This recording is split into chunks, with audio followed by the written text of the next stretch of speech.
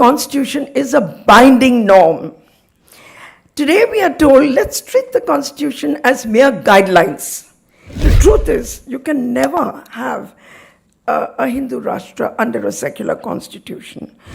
We see judges looking for divine guidance to make their decisions. This is all very anti-constitutional. We are seeing the constitution being ruled by those who ought to defend it as nothing more than a cover. The only judge who came close to doing it was Justice Rohinton Nariman in the Saira Banu judgment, where he did say that these laws are unconstitutional. They were manifestly arbitrary. The Honorable Vice President of India said that we must circulate for our children, quote unquote, the original constitution, so that children know that the original constitution of India had illustrations of Ram in it. So this is not only misinformation. A speech by Justice Shekhar Yadav, who is still a sitting judge, who indulged in what I consider to be hate speech. When we defend secularism, we don't do it only of quote-unquote appeasing the Muslim community. We do it in the interest of India. Distinguished guests, are we all here? We are all here, okay. So much has been said about Sunanda and Murli, then it would be just pointless for me to repeat it.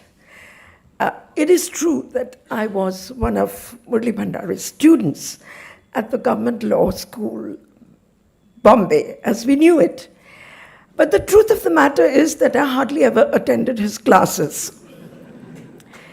And I think that's partly the reason why he was so fond of me, because I would enter the classroom late. And even though I say it myself, I was young and beautiful, and he was totally distracted. So I think that's part of the reason why he had a lifelong affection for me, as I did for him. But it is also true that I knew him as a member of the Indian National Congress. I also occasionally visited him at the office of the Indian National Congress, which was situated at what we in Bombay call the Agast Kranti Maidan.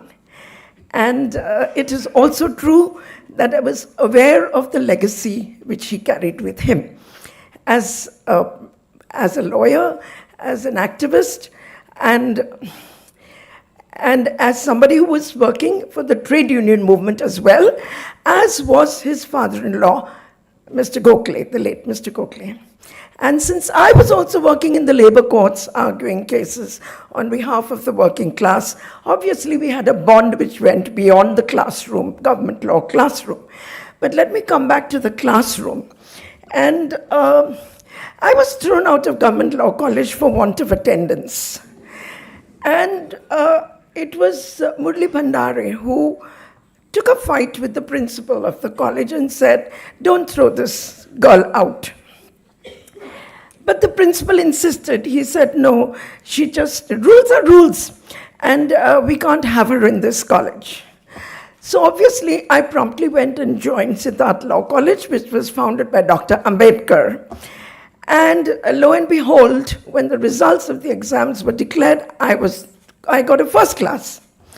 So Murli Bhandari then went to the principal of the school and said, look, I told you, I warned you not to throw this girl out, and you threw her out.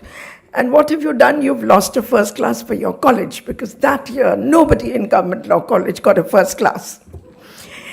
So, I would like to say that all learning in law happens outside the law college. So, and history has repeatedly proved this. History has repeatedly proved this. There are very, very eminent people in the world who are called quote-unquote dropouts, though I don't call myself a dropout. This being said, there was a mention of the word legacy by the learned Chief Justice of the Delhi High Court. I would like to present to you my understanding of what is legacy and through the children of the Bhandare family. So the young lady who has been anchoring this program, Shreya Sangal, sitting here right in front of you, what is it that triggered her to go to court and get the now famous Shreya Sangal judgment? It was the fact that two young women were thought to be arrested for simply saying, why should the state of Maharashtra shut down when Bal Thackeray dies? She asked this question to her grandfather, your grandfather, and I think your grandmother was alive at that time. No, she wasn't. So there was a heated conversation in the household over this issue. And she was irritating. So ultimately, she was told, well, if you are so upset by two young women getting arrested, do something about it. And the next thing she did is she came back with a petition drafted when she was not yet a lawyer. And the petition got filed, and the rest is history. All of you know the Shreya Sangal case. That is legacy. Those were the values which her grandparents passed on to her. And the other thing was, yes, it is truly the meaning of the word legacy. The values of the Indian freedom movement are the only legacy that we can carry forward in this country and nothing else. And she did that. Then we come to another grandchild, the young lady who presented the award to the collective, to the madam, you've been presented an award by a very distinguished person. And she, at the age of 14, was given a prize, which was very substantial for her age, almost 11 lakhs. And she was asked by her parents, what do you want to do with this money? And she said, give it to the slum dwellers who are living next door. That is legacy. Those are the values that the family has carried forward. And now I'm going to move on to saying what I want to say. I think the Chief Justice of India has very clearly told us what is constitutionalism as distinguished from a constitutional text. And so I need not really repeat all of that. But just a few words. When I was asked to do this lecture, I was requested by Namita to make sure that I focus my talk on the rights of women. And she actually wanted me to say something about gender in the title of this lecture. And I said, no, Namita, I'm going to call it India's modern constitutionalism. I do call myself a feminist lawyer, but there can be no feminism without constitutionalism, and no constitutionalism without feminism. They are bound to each other like twins. And therefore, to even begin to talk about women without constitutionalism would be a bit of a poor joke. And so I decided to stick to my own subject. Constitutionalism does impose limitations on state power. That's what it really is.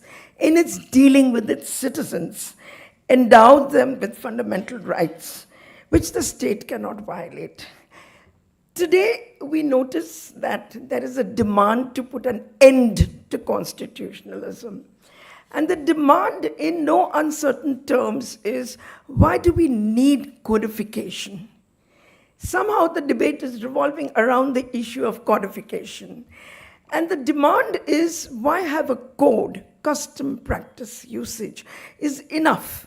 Custom, practice, and usage we've had in this country for centuries, and that is what governs us. I will talk about that a little later, but this is just to illustrate what exactly is the demand that is there in the country today. As the Chief Justice said, this subject is of contemporary relevance to us. Now, the judiciary, of course, is meant to be the guardian of these rights that we possess. And I think it's time to do a reckoning. Have they really been the guardians of the rights which have been endowed to us by the Constitution?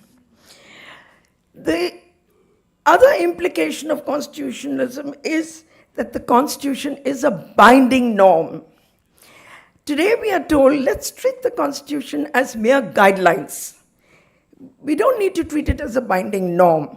So we need to remind ourselves that constitutionalism means that the Constitution is a binding norm, binding on our citizens, binding also on those who hold positions of constitutional power. It's also a call to accountability to citizens in their interaction with each other, as also of state organs. Of course, we all know what the Constitution promises. It promises justice, social, economic, and political. It promises economic justice in its directive principles, all of which I will not read out to you, but they're supposed to be binding on, in the matter of lawmaking. We must ask ourselves the question that Martha Nussbaum would have asked: does the Constitution adequately address the question of the suffering and compassion? And do we fully share that responsibility for such suffering as being a human species?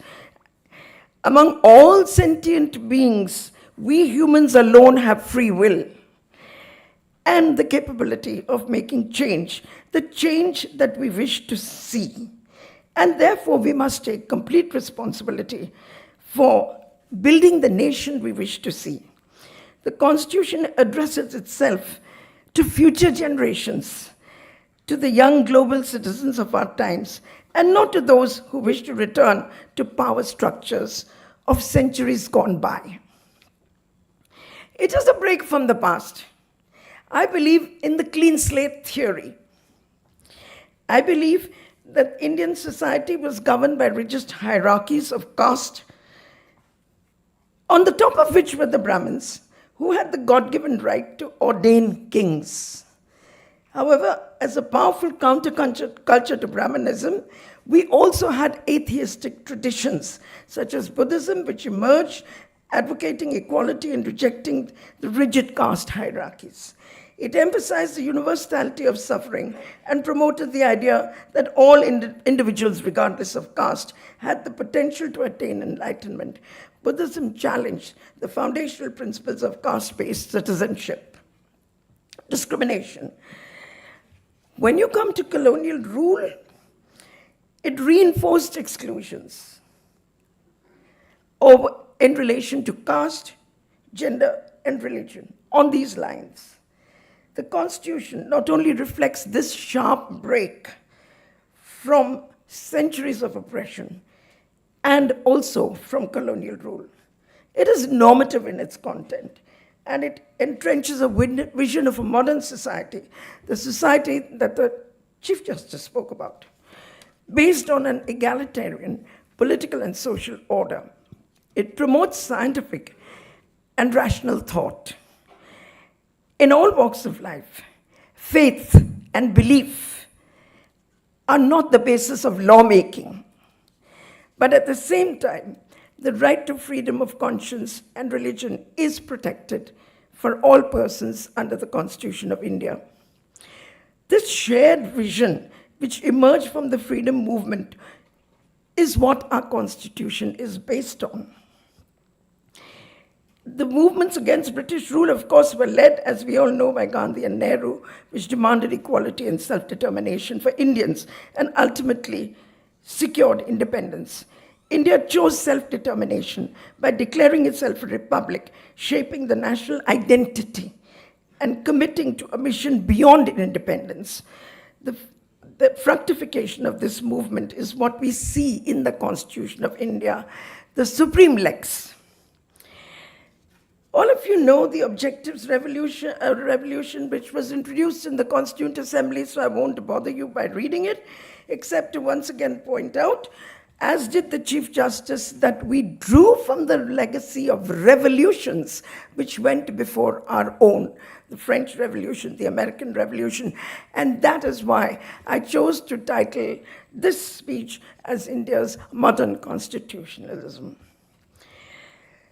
By the time the Constitution came to be framed, the Objectives Resolution was already agreed upon, and I will have a few words to say to you about recent comments that have been made about the original, quote unquote, original constitution. I read recently that the Honorable Vice President of India said that we must circulate for our children, quote unquote, the original constitution. So what is the original constitution is the question. He seems to think it is the copy of the constitution which has several illustrations, of which there are 3 copies, 2 being in Parliament, 1 in the Supreme Court. But those illustrations came to be done in the year 1954. It is not the original constitution. The original constitution doesn't have any of those illustrations, and his comment was, we must circulate this so that children know that the original constitution of India had illustrations of Ram in it. So this is not only misinformation, but it would be interesting, as I did when I researched this paper, to have a look at what is the original constitution. It was introduced on the floor of Parliament, and it came into force with immediate effect on 26 November 1949. And some provisions came into force. They were the provisions relating to citizenship, the provisions relating to a provisional parliament, the provision relating to the president's oath. And the rest of the provisions came into force on, as we all know, on 26 January 1950. So what will we call the original constitution? That is something that I think we need to educate ourselves about. I come back to this clean state theory. India ceased to be a colony, as we all know, in 1947. And through the process of self-determination and the freedom movement, we became a republic. What came into existence, we must remember, is a successor state, which is sui generis. The Constitution of India is sui generis. And as I will inform you later, I would like to mention a little later, that no successor state is bound by the laws of the previous state. It is up to us to write on that clean slate. And we wrote what we wanted to write on the clean slate when we adopted this constitution. Change happens, formal and informal change happens, and the only question is, what is the direction of the change? The Supreme Court of India has, however, told us that there are certain basic features of the Constitution which cannot be altered, and these include inter alia, democracy, the rule of law, secularism, federalism, judicial review, separation of powers, supremacy of the Constitution, independence of the judiciary, and republicanism. Here also a little aside that might help some of you to recall your own history. Sometime in 1999, attempts were made to quote-unquote review the Constitution by the Vajpayee government. And at that time, the President of India was Mr. Narayanan. And he was given, of course, a speech to read, which had the words, "My government will review the Constitution," close quote. And in conformity with constitutional convention and norms, the President Narayanan read out that speech as it was given to him. A few days later, he himself, while speaking at the 50th anniversary of the Constitution, said that he could not understand what was meant by the word review the Constitution. And instead, he pointed attention, he quoted Dr. Rajendra Prasad, the first president of India, who said we must find out not whether the Constitution has let us down, but whether we let the Constitution down. And taking note of his comments, the terms of the then government of the day, led by PM Vajpayee, decided not to go for a review of the Constitution, but instead if you read the notification which set up the Venkatachalaya committee, you will find that it says the commission is to review the functioning of the Constitution, not to review the Constitution. And through that means, by that one speech, Dr. Narayan put a halt to the process of throwing the Constitution out of the window. So again, I think those who are in positions of power today need to be reminded of their own history, so to say. The Constitution, of course, apart from guaranteeing fraternity, equality, liberty, also rejects the notion that the end justifies the means. That is something India's Constitution does not believe in. And this is entrenched in Article 21 of the Constitution of India, which says, no person shall be deprived of life or liberty, save and except according to procedure established by law. So that procedure established by law is the means to the end, which is supposedly to be received. And the Supreme Court has, of course, said that that procedure has to be just, fair, and reasonable. I'm delighted to see in the audience Rajiv Dhawan. You must all read his brief book on the Indian Constitution, published way back in 2015. Surely it's time for him to revise his book.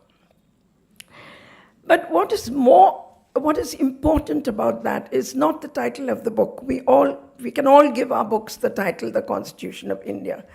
What is interesting about that book is the subheading of that. And the subheading, correct me if I'm wrong, is Miracle, Surrender, Hope. And when I first looked at the title, I said, oh my, why is he talking about miracles? And then I said, after reading the book, I said to myself, if I were to subtitle this book, I would call it Magic instead of Miracle. That is the making of the Constitution of India, a miracle, a piece of magic. He calls it surrender because it has within it the elements of a police state, if I've understood it correctly. And then we come to the question of hope.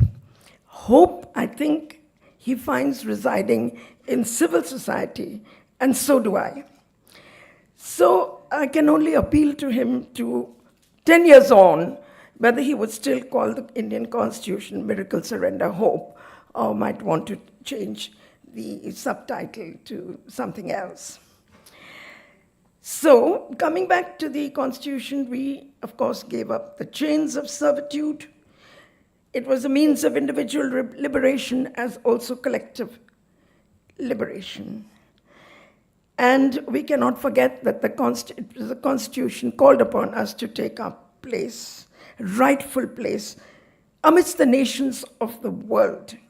And that is how we came to be a very respected member of the United Nations because of this modern constitution of ours.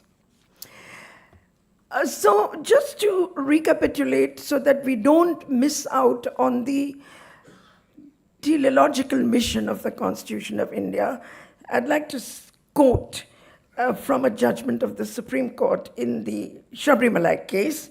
Here's the quote, open inverted commas, reading Dr. Ambedkar compels us to look at the other side of independence. I don't have time today to give you those statistics, but the other side of independence doesn't look too good to me. Besides the struggle for independence from British rule, there was another struggle going on since centuries, and which still continues. That was the struggle has been for social emancipation. It's a struggle that the Kerala Women's Collective has carried forward in resisting sexual harassment at the workplace. It has been the struggle for the replacement of an unequal social order.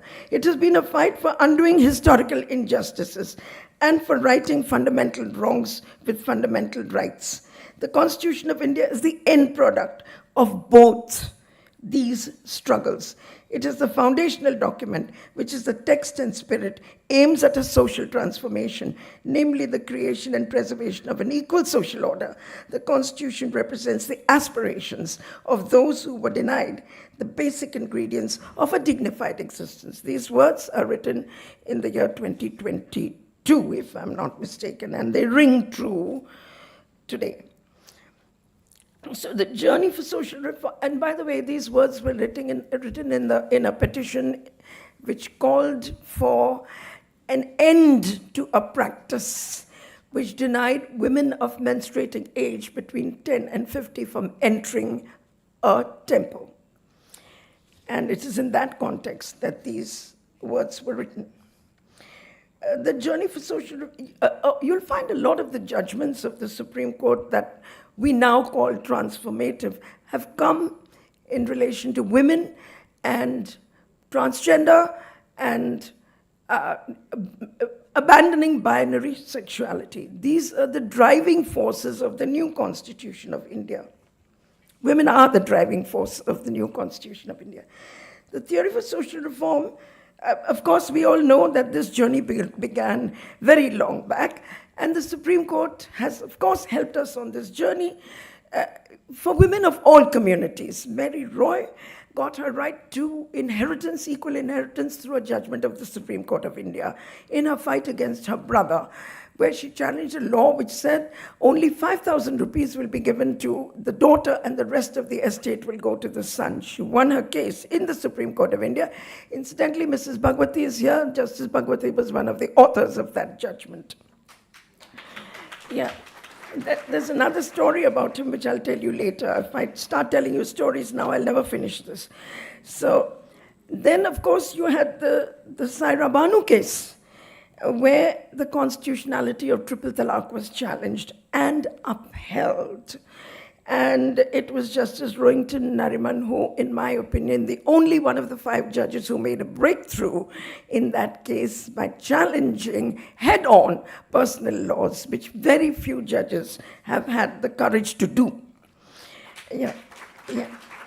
So much was said about Article 15, 16. 16 was referred to as affirmative action. I prefer to call it the right to reservations. Unique in the world. Of course, now we have reservations for women in Parliament, which has not yet come into force. And I've often been asked this question, that whether I agree with it. And after much thought, I had to say, yes, I agree with it. And the reason for that is because I looked at the experience of Rwanda, which had 50% reservation for women in their constitution. But if you look at Rwanda today, it has 60% women in their assembly. So this is the power that can be unleashed by reservations. We, of course, have to deal with religion, but as I said, faith and belief cannot be the basis of lawmaking. They're nevertheless protected under Article 25 and 26 of the Constitution of India in the private domain. There is complete freedom. The liberty, people forget that the opening words are freedom of conscience. They focus only on the religion part of it. So it's conferred on individuals. And therefore, in my opinion, it has no place in public life. In my opinion, the rationale for the secularism that India adopted is that it is the only guarantee for a society that will give us the security and integrity of India.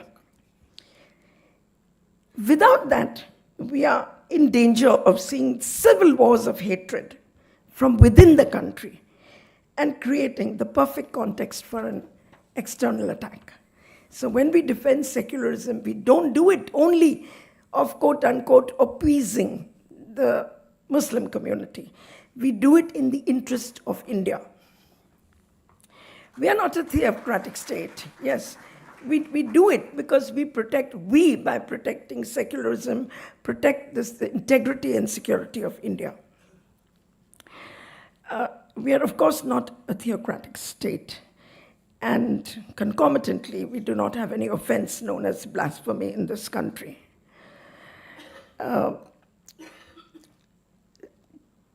is a long history. I'd like to just summarize it by saying the rule of law did not begin with the Constitution of India. It ironically did begin under colonial rule through the three criminal laws that came in: the Indian Penal Code, the Criminal Procedure Code, and the Indian Evidence Act, all of which date back to the 19th century, enacted by the British colonizers. But what did these laws do?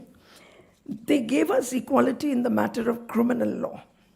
It's true, we didn't have equality in the matter of administration and politics, but they did bring in equality in the matter of criminal law. And to that extent, they were the forerunner of Article 21, that is, no person shall be deprived of life or liberty except by procedure established by law. So to badmouth these laws and to say, well, they are colonial, it defies logic. Crime and punishment were uniform, regardless of caste and the community to which people belonged. Unlike in the pre-colonial era, where a crime against a Brahmin was not even a crime. And there were no doubt laws like the Criminal Tribes Act of 1871, which criminalized whole communities, including transgender communities. That definitely is a vestige of colonialism. One cannot ignore that. Homophobia was institutionalized by colonial laws. Let's talk about marital rape, introduced by colonial laws. And through the doctrine of coverture, no doubt, and where a woman was supposed to experience civil death on marriage, she had no rights. She had to be represented by her husband, and therefore, why bother to ask her for consent to sex? And ironically, today we are told that the three new laws that have come in have decolonized these laws. Remember, they have retained the marital exception. And attempts to argue that these laws are unconstitutional are met by the government in affidavits saying that they do not wish to, that they are not unconstitutional. And that's for another day when the battle unfolds in the courtroom. So then we come to the question, what exactly is decolonization? Whether these laws have decolonized as they claim to decolonize. Of course, decolonization for us should mean taking away the colonial, but these laws do not take away the colonial. It takes me back to what Rajiv Dhawan refers to as surrender. These laws, in fact, ask us to surrender to a police state and reinforce the existence of a police state. We are told that these laws are quote-unquote Swadeshi. Now here I'm quoting Swadeshi. We are told that these laws put an Indian soul to the justice system, close quote. Now,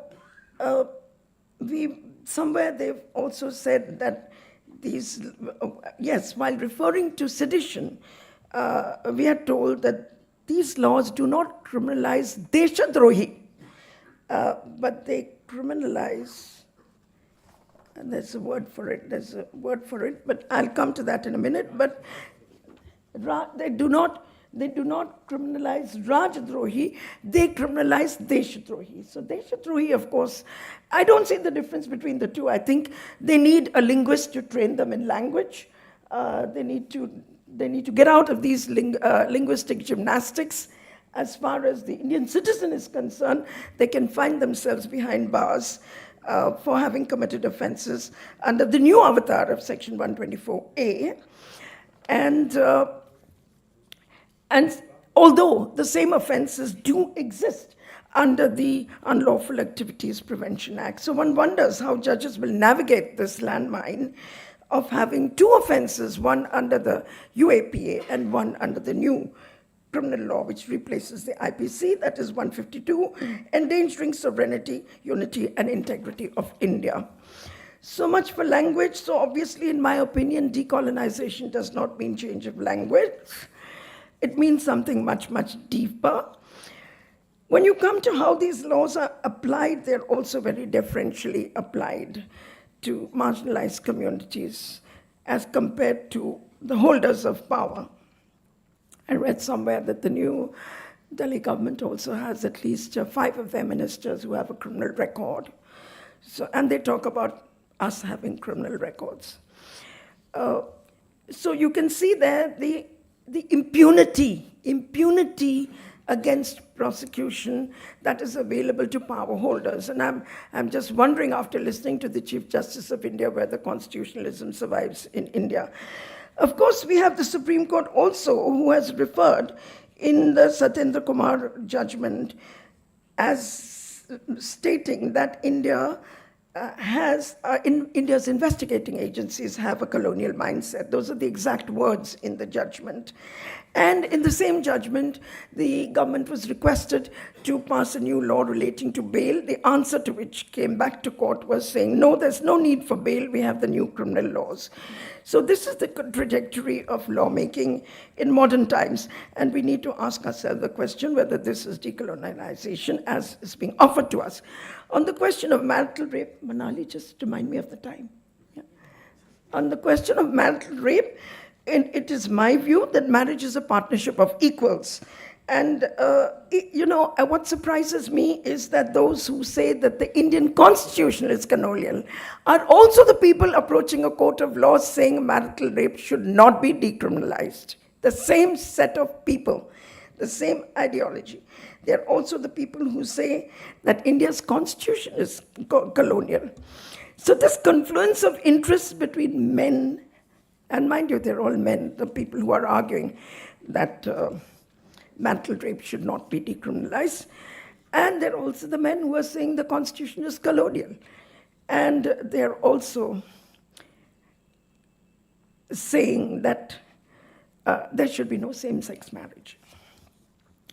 So abortion continues to be a crime under the new laws. Let's talk a little bit about the patriarchy that persists in the judiciary. I'm going to read an extract from a judgment of the Gujarat High Court. When approached by a minor for an abortion, this is what the judge said, quote, "Because we are living in the 21st century, ask your mother or your grandmother. 14 to 15-year-olds is the maximum age for getting married. A child used to give birth before the age of 17. Girls get mature before boys, 4 to 5 months. Here and there, doesn't make any difference. You will not read it, but please go and read the Manusmriti at least once in your lifetime." Close quote. This is a judge. This is not me.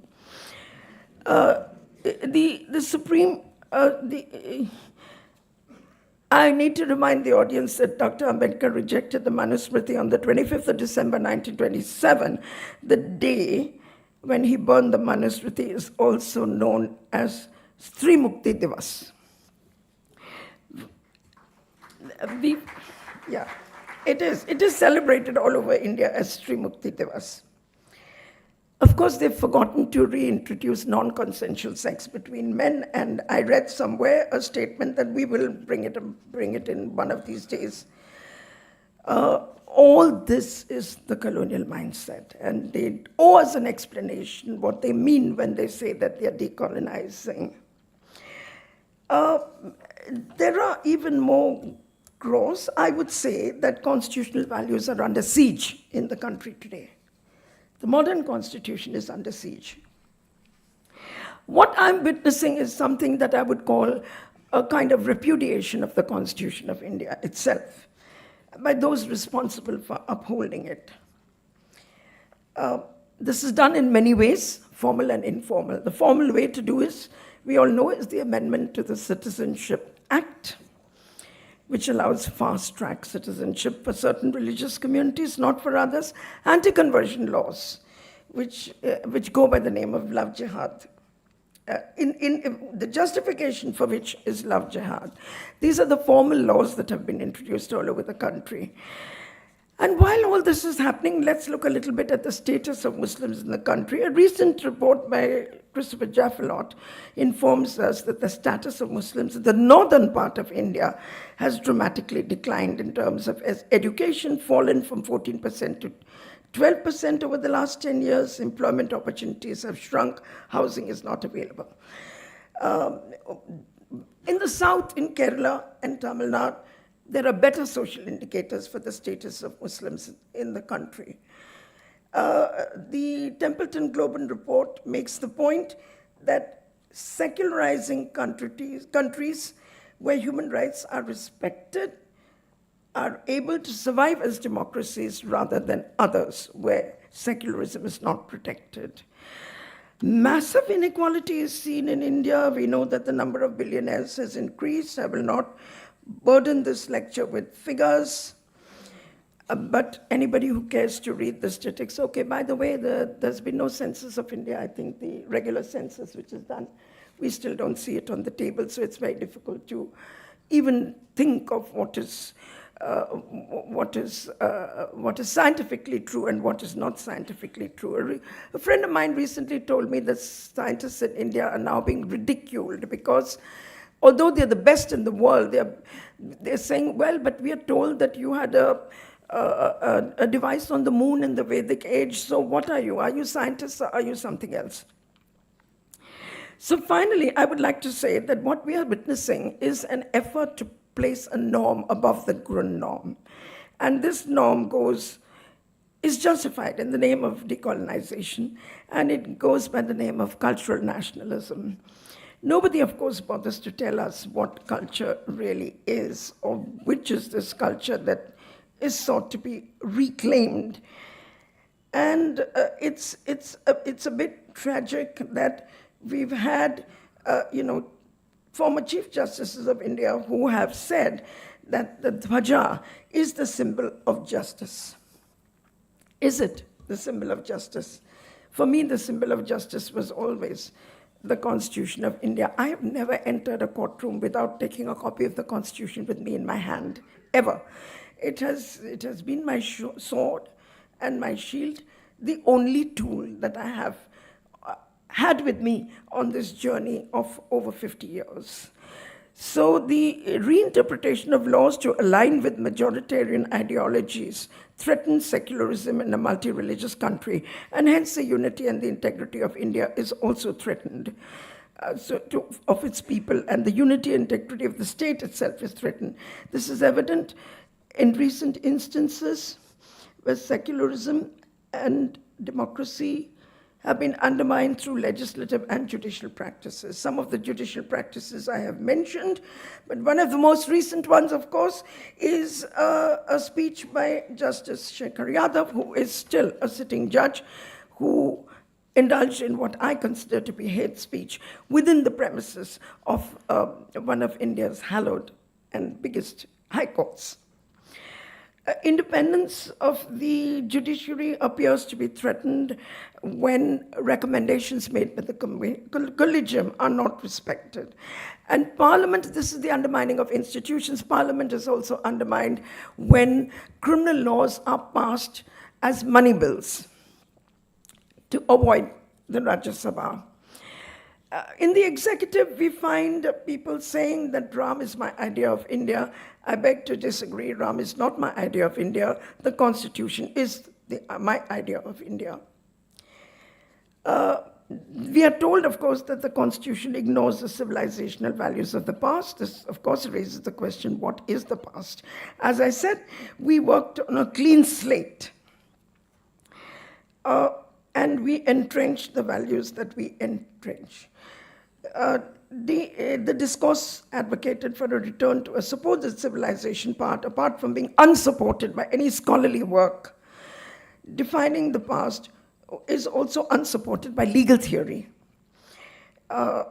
We know, and it is not even explicitly spelt out. It is given to us in a cloak and dagger manner. If we are told that, look here, the Indian project is the project to overthrow the Constitution of India. We will deal with it. We will protect the Constitution of India. We are here to do it. We know how to do it. But to talk in half sentences, to make suggestions without having the courage to say what they want to say, is the wisdom or lack of wisdom of cowards. The truth is, you can never have a Hindu Rashtra under a secular constitution. Of course, the day you decide to go do without it, we will deal with it when that day comes. There's no need for me to deal with it today. I would, of course, like to point attention to Article 13 of the Constitution of India, which says all laws in force immediately before the commencement of this Constitution, to the extent of inconsistency with the Constitution, will remain void. I already mentioned that the judiciary has been reluctant to render void laws, personal laws, which continued in force after the Constitution came into force, but that's not my fault. I can tell you I've made the effort. And the only judge who came close to doing it was Justice Rohinton Nariman in the Saira Banu judgment, where he did say that these laws are unconstitutional. They were manifestly arbitrary. I would like to point out, of course, that there is great resistance to what is going on officially from what Mr. Dhawan called Hope constituency. And we are the ones who represent the Hope constituency. And although, of course, we are labeled as urban Nakshals and terrorists, we've also been told that we are bullying judges. But I have yet to see a judge who has been bullied. Can you enlighten me, please, whether you've seen a judge who has ever been bullied by a lawyer? No judge that I know has ever been bullied by a lawyer, regardless of what we say inside or outside the courtroom. Now, why is this happening? And this is what I will conclude with. Why is it that the Constitution is not being formally amended? Why not? I think the reason is that, well, if you can do from the back door what you need to do from the front door, why bother? You can just repudiate the Constitution in your day-to-day practice and then say that what we really need is a nation governed without codified laws. As the Chief Justice of the Delhi High Court pointed out, Constitution is the only thing that will guarantee our rights and nothing else, and that does mean a text which is normative and a text which will guarantee our rights and impose limits on the powers of the state. The Constitution is being ignored, despite all talk of constitutional transformation. The silent change is difficult to challenge. Written codes are much easier to challenge in a court. Ultimately, we are seeing the Constitution being ruled by those who ought to defend it as nothing more than a kavach, and we are seeing kartavya replace adhikar. We see judges looking for divine guidance to make their decisions. This is all very anti-constitutional. I'm going to end by saying that I stand here before you to affirm the Constitution of India. Thank you very much.